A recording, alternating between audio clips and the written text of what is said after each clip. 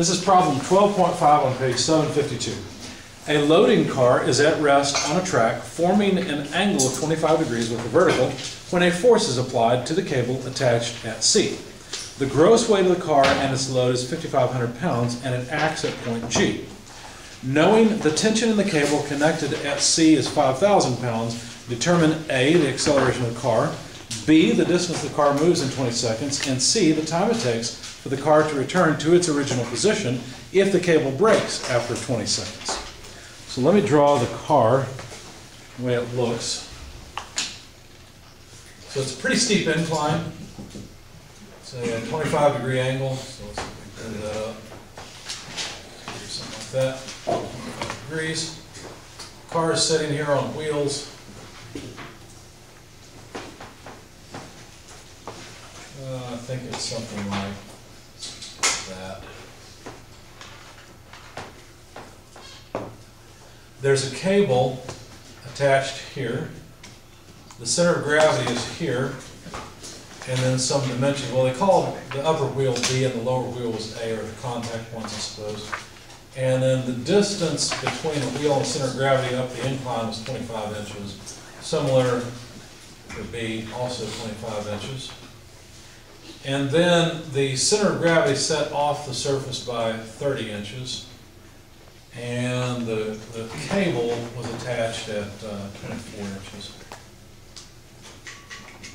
I think that's everything they gave us.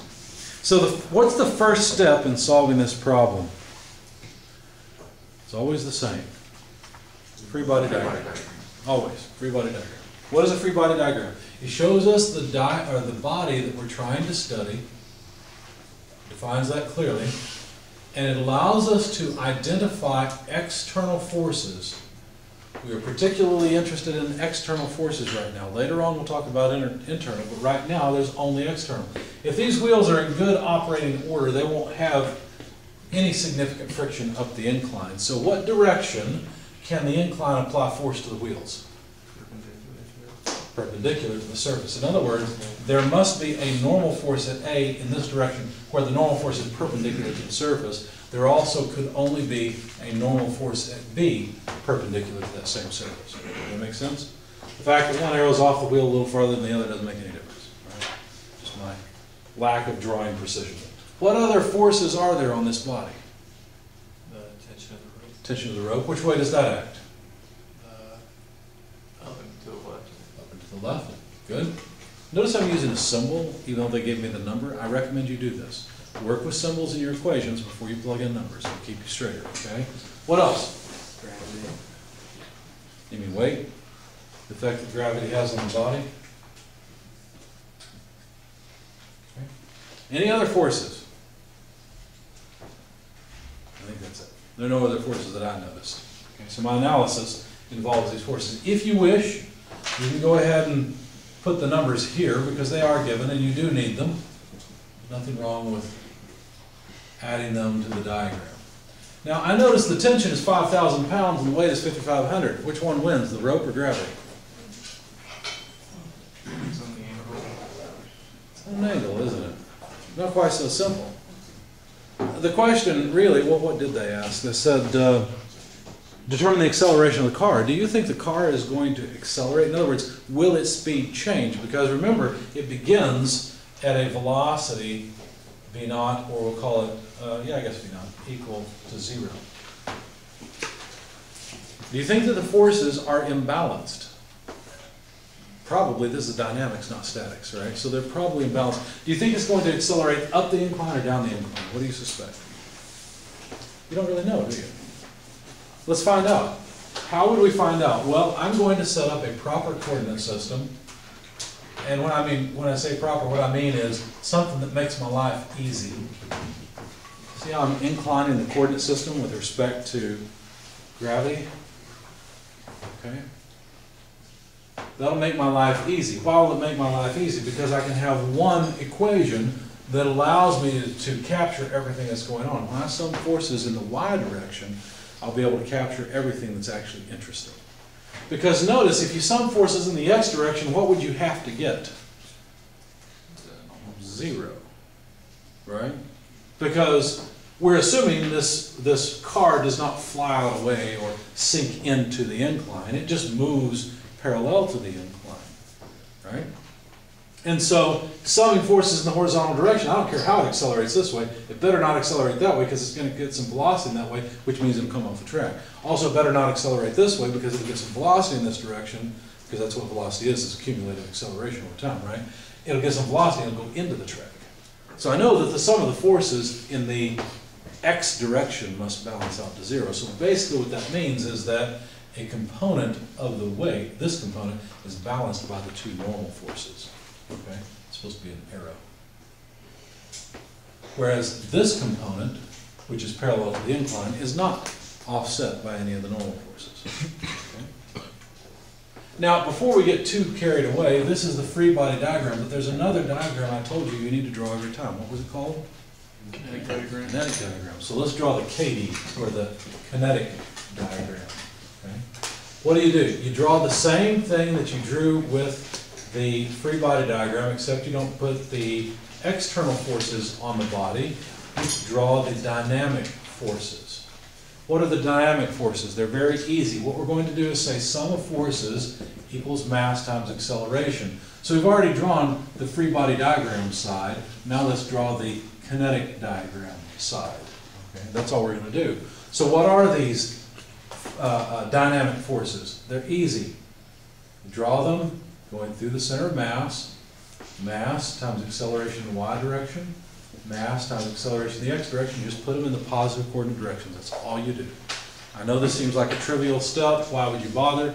Trust me, later on it'll help you, because over on the right-hand side, often you will have to deal with kinematics. In other words, the study of motion, chapter 11. Okay, it sounds like bankruptcy. I know some of you probably feel bankrupt after chapter 11. But anyway, so this side, sometimes it's hard to keep your signs straight, your SIGMs, plus and minus. This helps with that, because we're assuming from the get-go that the acceleration in the x direction is in the positive direction, acceleration in the y direction is in the positive direction. But we've already determined that that is 0. How did we determine it? From kinematics. We know a little bit about the motion of this cart. So really, this is a fairly trivial result from chapter 11. It basically says there's no acceleration perpendicular to the incline. Okay? So we already know something about this, just like we know something about the forces in the free body diagram. Okay? Now when I sum forces, you notice that I've drawn this as a vector equation. Why? Because in 2 dimensions, I'd have 2 of these. Some forces in x, some forces in the y direction. Which one do you think will actually be useful to me? Some forces in the y is what's really useful, right? Because that's the interesting direction. That's where something happens. That's where it potentially can accelerate. We may find out this is a statics problem. We may sum forces in the y direction, find out that the component of the weight and the tension are exactly equal to one another and opposite. We'll find out. So what will we write? Well, the tension is in the positive y direction, so I'll just write tension. The weight, I can't just write minus weight. Why not? Weight times gravity. We need a component of the weight acts downward. I just want this component along the incline because it's the only thing that tries to accelerate the cart down the incline. So that component, how would I calculate the magnitude of that component? I'm going to use sine or cosine? Careful. The short angle, the 25-degree angle is right there. That's touching the side I want. So it's the cosine side. And I'm going to use theta and say that this angle is theta. Okay? Are there any other forces in the y direction to consider? That's it, right? Everything else is in the x direction.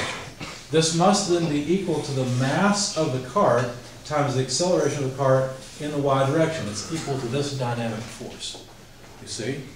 So we've taken all the y component forces, put them on this side, on the sum of forces side, and then we've written the mass times acceleration side, okay? But it looks sort of redundant, so I'll erase that.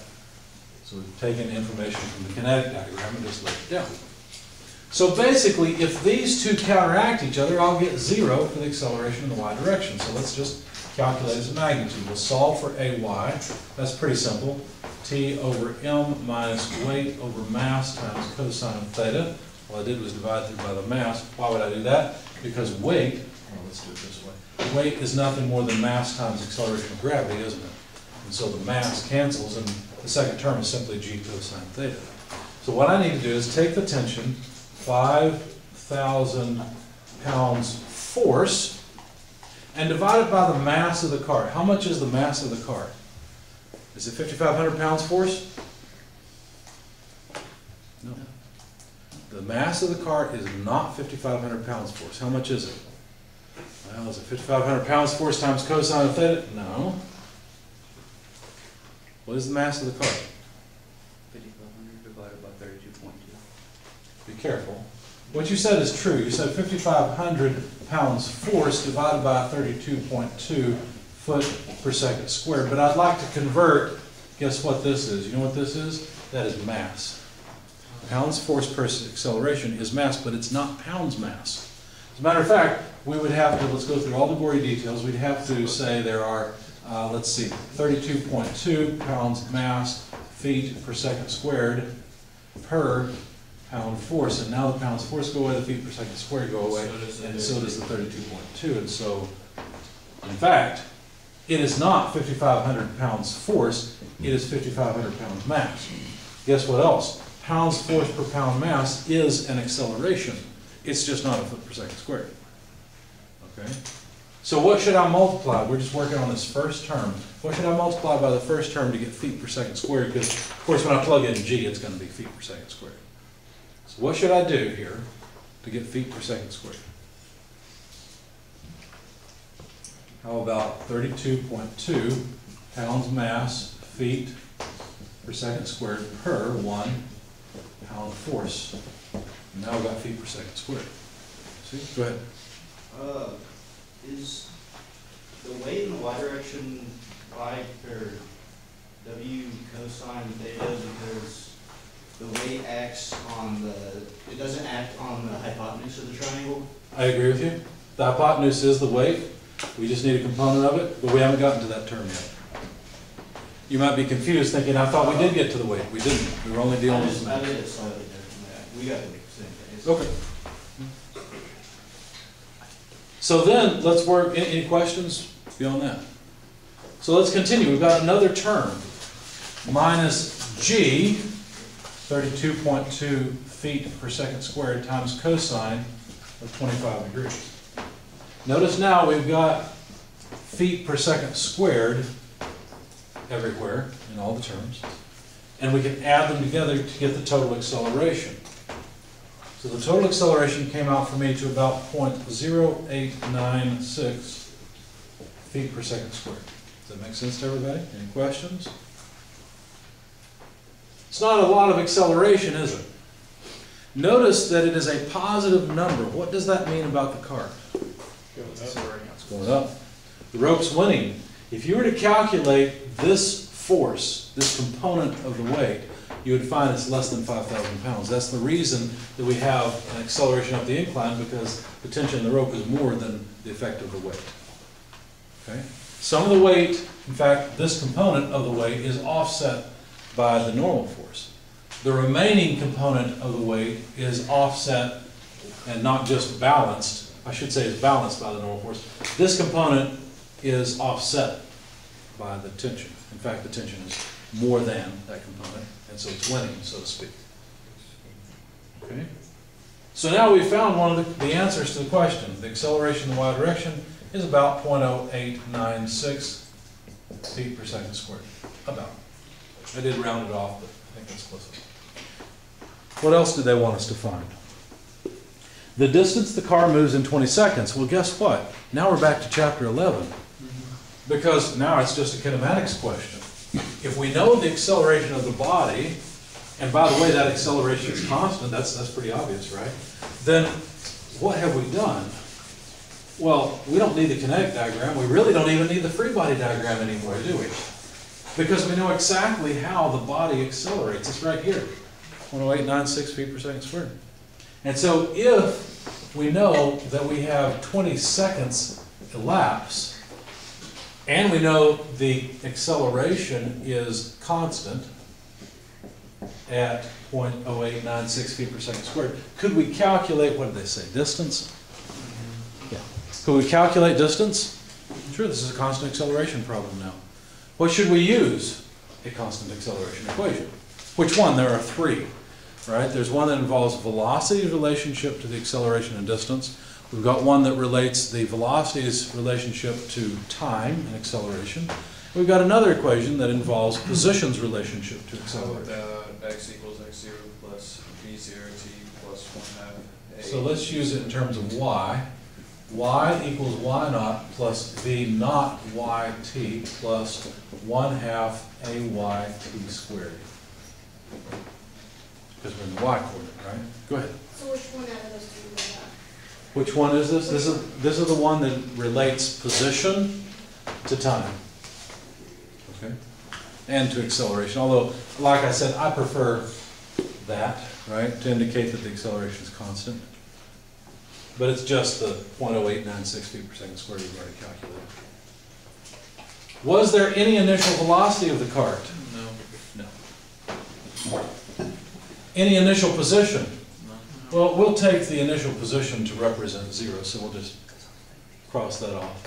And what we're left with is that the position of the cart relates to the acceleration by time squared. So, the acceleration in the y direction, 0.0896 feet per second squared divided by 2 times 20 seconds quantity squared. Notice what happens is the seconds go away and we will get feet of displacement. Okay. Just looking at this, how far do you think the cart displaces? A lot or a little? I guess that's relative. Feet or inches? Feet. The number I got was about 17.92 feet. That's how far the cart displaces in 20 seconds. Any questions about that? Okay. It's not too bad, assuming we set up the forces in the right direction, right? I know how to deal with the a rotated coordinate system. Could you do this with a coordinate system set up this way? Yes, but it's a pain. Why would you? Okay, because then you'll have to realize something about the motion. If you set up a coordinate system like this, life can get really hard really quick. You know why? Because you know that the acceleration of the cart, the total acceleration has to be like this, and you've got to make it out of acceleration in the x direction and acceleration in the y direction. By the way, these two are related to each other. What will happen if you do this, if you sum forces in the y direction, that'll make the weight easy to deal with, but every other force is a pain. Okay? So you will end up with a bunch of forces equals mass times acceleration in the y direction. And now if you sum forces in the x direction, you get a bunch of forces equals mass times acceleration in the x direction. AX and AY are related by geometry because they have to sum to an acceleration that goes up here. And now your kinematics, your study of motion, is a little more complicated. See? So choosing wisely from the beginning of the problem is half of the problem. How do I know how to choose wisely when I've never worked these kinds of problems? Well, if you get into a situation where you're really struggling, you feel like you understand the material, but it seems like the problem is very difficult, you might need to change your approach to the problem. Remember how I worked that one problem and was really struggling, and I realized, oh, this is a graphical analysis problem. Okay, so don't hesitate to look at the examples in the book and to look at, where does this problem lie? In what section is it? As a matter of fact, what section is this in? 12.5 is in, excuse me, a section where your author has just basically introduced sum of forces equals mass times acceleration. Now he talked about acceleration that can be tangential and normal and so radial transverse and normal tangential coordinate systems. But other than that, he really hasn't done a whole lot. So you would try to use the principles from the summary or from the body of the section that you've learned in order to solve this problem. You can I would call it cheating just a little bit, but it's okay. I don't mean it's nothing you shouldn't do in the class, but you can take advantage of the fact that you know what section the problem is in order to determine what tool to use, right? If he just taught you how to use a screwdriver and he has you go work on something, you're probably going to use the screwdriver to solve it, right? Along with chapter 11, because chapter 11 is just neat. Anyway, so the cart moves up the incline 17.92 feet. Now I'm going to do one more thing while we're here because we will need it later. Do you think the cart has some acceleration by the time it's reached that position? I'm sorry, do you think it has some velocity? Yes. Yeah. Could we calculate how much velocity it has? Sure. The initial velocity plus what? The acceleration times time. Right? This is another constant acceleration equation, another kinematics equation. There was no initial velocity, but there was acceleration in the amount of 0.0896 feet per second squared times a time of 20 seconds. And so that didn't get rid of all the seconds. It gives me feet per second. As a matter of fact, I got a velocity of 1.792 feet per second by the time the cart has moved up for 20 seconds. Okay? Let's keep these two numbers at the ready because they will be useful to us. Okay? But I need some space, so let me erase this portion of the board. So by the time the cart has reached the 17.92 feet, it's moving up at 1.792 feet per second. Okay? What else did they want to know? The time it takes for the cart to return to its original position if the cable breaks after 20 seconds. Well, if the cable breaks after the 20 seconds that have elapsed, the free body diagram changes, right? What does the free body diagram look like at that point?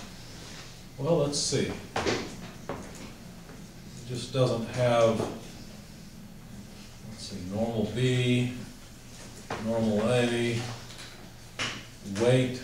Just doesn't have tension from the rope anymore, does it? As a matter of fact, if I were to sum forces in the y direction now, I would simply have negative weight cosine theta equals mass times acceleration in y direction. So I have a new acceleration now.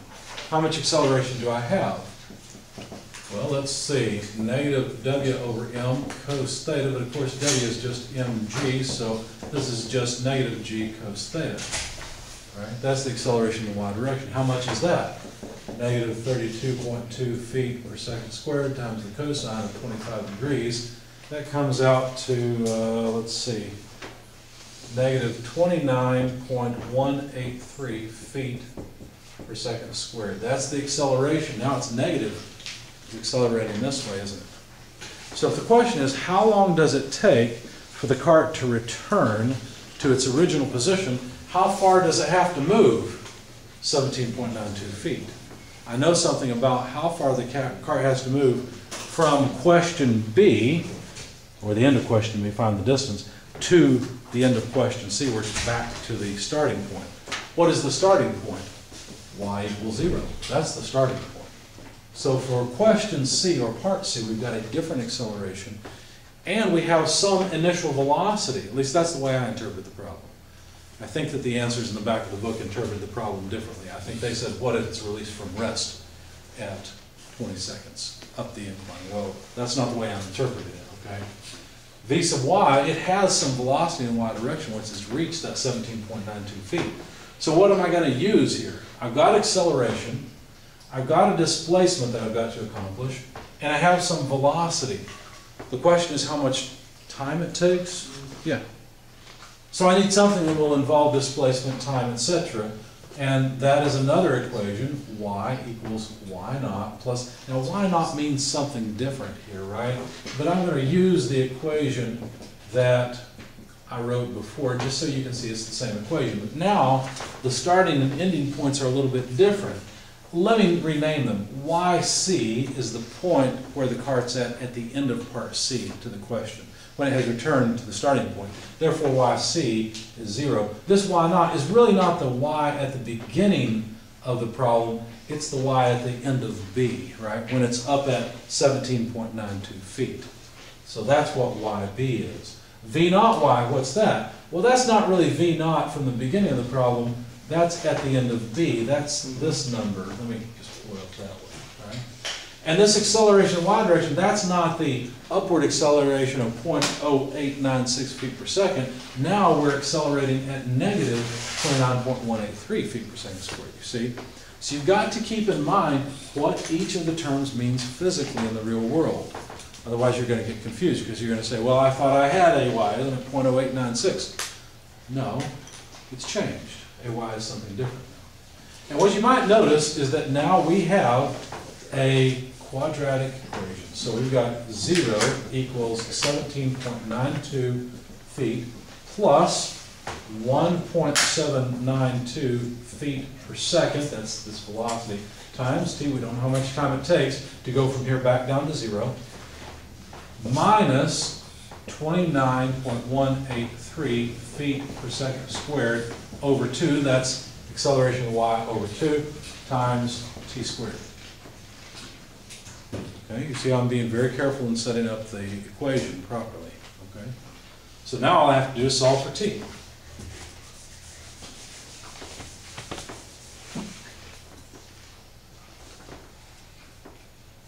So notice I've set it up so that it's in proper format, where this term and this term and this term are A, B, and C. But which one's which?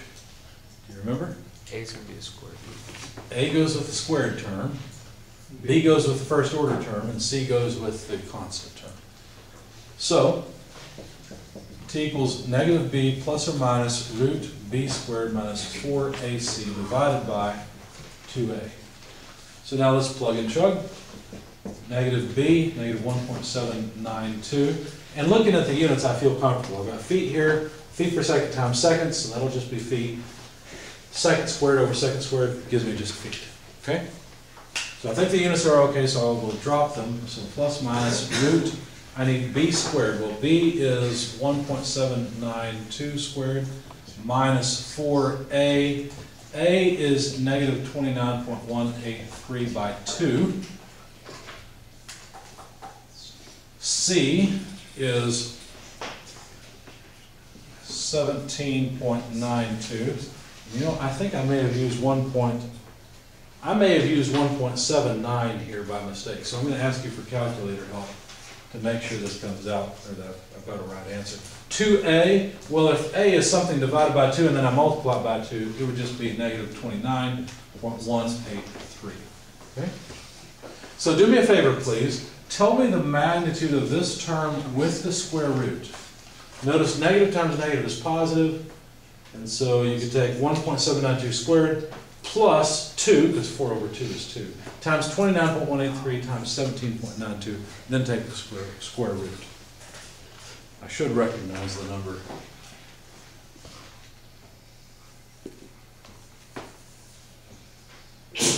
Bless you. So what do we get for the term under the square root?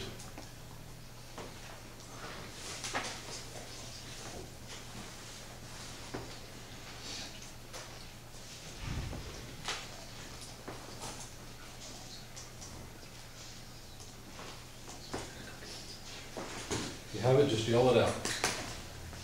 Doesn't matter if it's right or wrong. We've got a few votes on this, and we'll move on. Got 10,49.13. I think that's what I got. Anyone second that? Sorry, 1,049. 1000 is the same thing as about a quarter.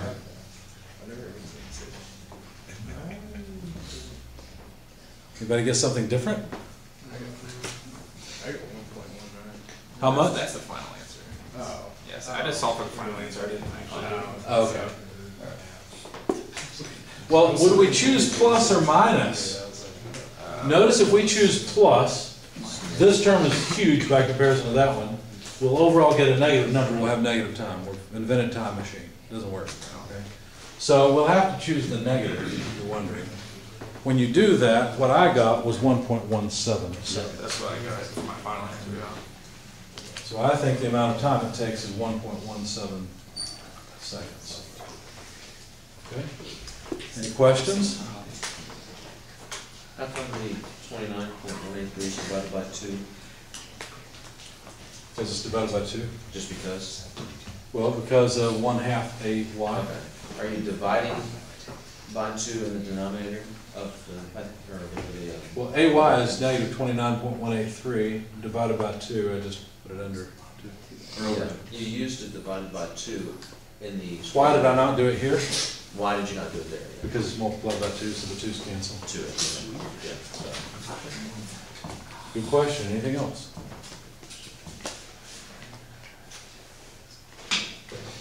Nothing else?